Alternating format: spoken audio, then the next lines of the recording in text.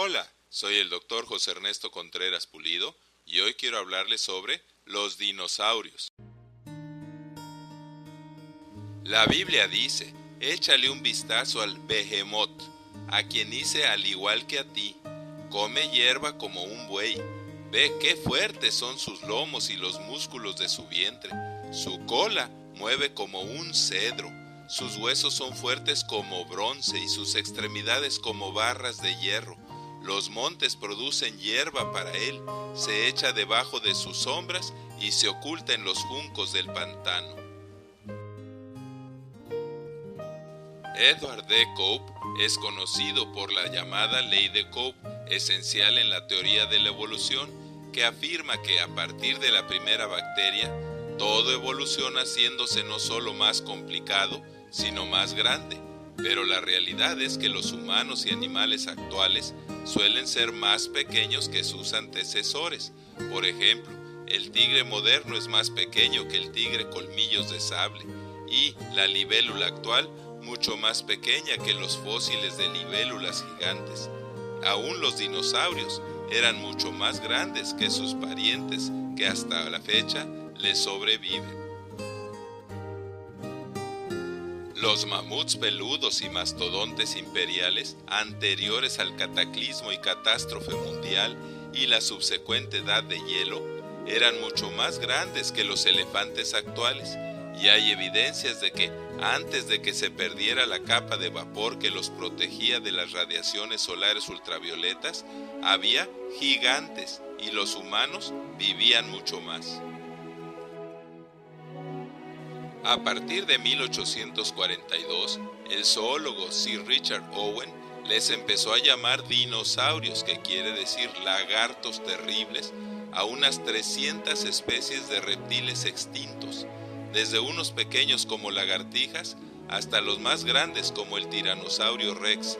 Eran ovíparos y había bípedos y cuadrúpedos. Los dinosaurios eran vertebrados, había insectívoros, herbívoros, carnívoros y omnívoros.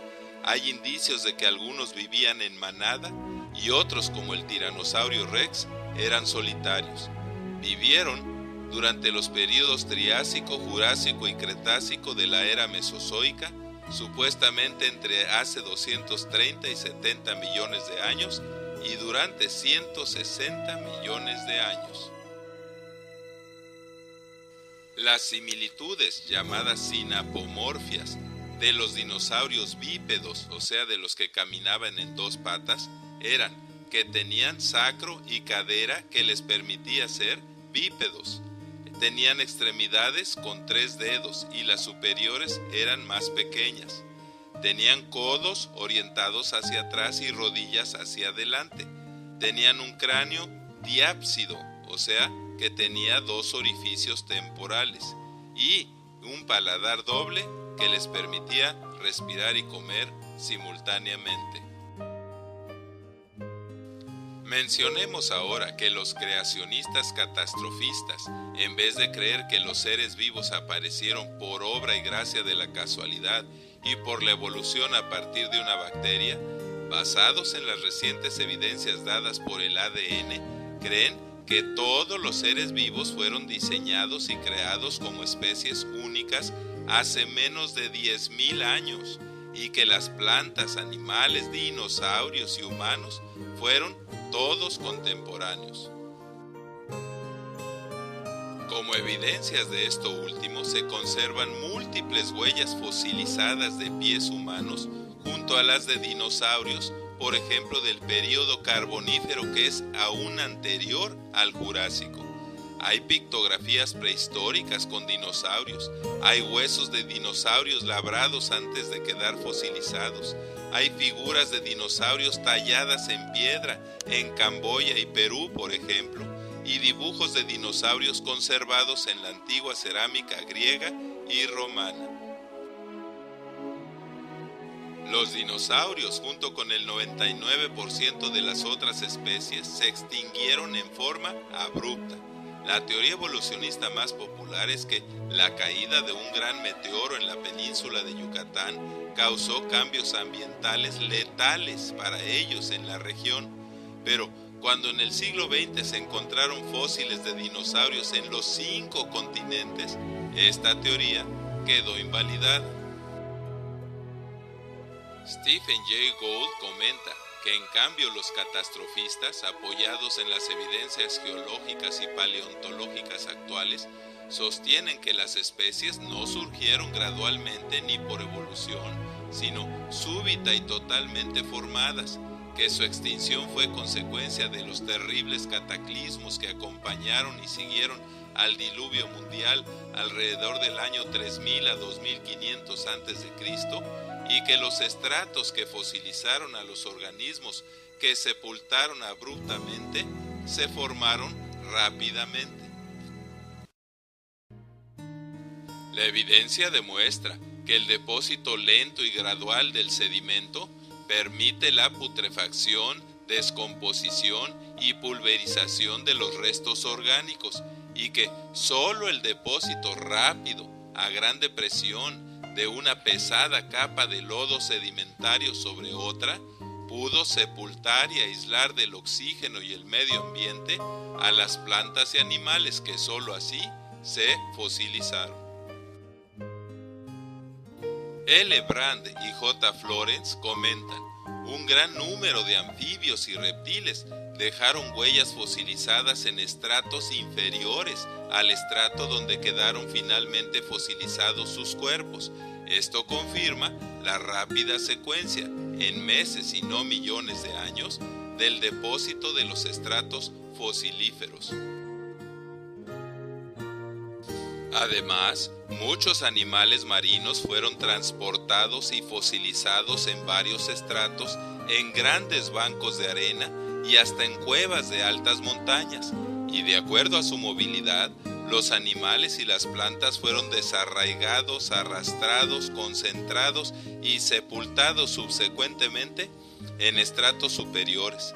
Por su movilidad, rara vez las aves y simios y humanos fueron sepultados y fosilizados. Pero debemos aclarar que la extinción no es evolución.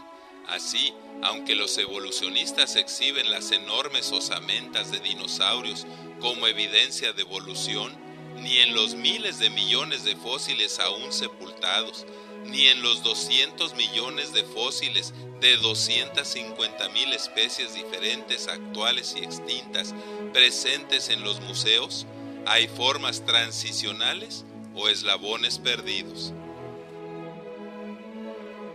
Así, ninguno de los 300 tipos de dinosaurios identificados son formas transicionales entre una especie y otra.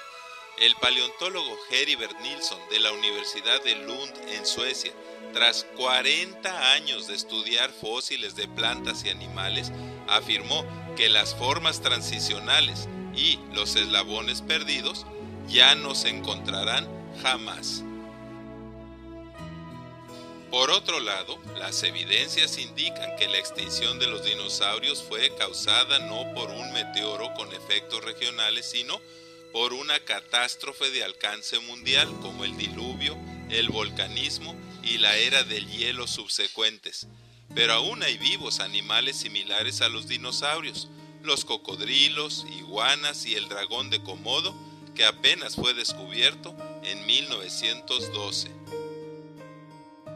Al respecto, Ernest Mayr comenta: los cocodrilos del Nilo y los caimanes de Norteamérica del grupo de reptiles conocidos como cocodrilianos de nariz ancha son fósiles vivientes, en el sentido de que se asemejan en la forma y aspecto de sus cuerpos y cabezas a formas de vida ancestrales como los dinosaurios.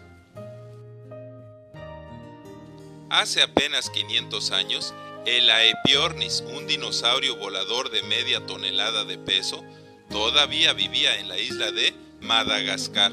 En 1925, en Bahía de Monterrey, California, quedó varado un plesiosaurio con cuello de 7 metros de largo, y otro de 1,800 kilogramos fue pescado por un barco japonés en las costas de Nueva Zelanda en 1977. Es más, la revista Science del 13 de abril de 2007 publicó que la doctora María H. Schweitzer encontró un hueso fosilizado de Tiranosaurio Rex con médula ósea, vasos sanguíneos y células íntegras, de donde se pudieron analizar algunas secuencias de aminoácidos de sus proteínas. Todo esto descarta que los dinosaurios se hayan extinguido hace millones de años. La conclusión de los más famosos paleontólogos Colin Patterson, David Raup y Niels Eldredge, que han dedicado su vida entera al análisis, clasificación y conservación del 50% de los 200 millones de fósiles resguardados en museos, es que en los fósiles no existen las formas transicionales indispensables para sustentar que hubo evolución. La Biblia dice: «Oh Señor, cuán grande variedad de cosas has creado. Ahí está el grande y anchuroso mar rebosando de toda clase de vida, y donde juega Leviatán, serpiente furtiva y tortuosa, capaz de matar al dragón del mar. Las hileras de sus dientes se espantan, con sus estornudos enciende lumbre, y de sus narices sale humo, y no hay sobre la tierra semejante a él». Muchas gracias por su atención, y es mi oración que Dios les siga bendiciendo ricamente. Amén, así sea.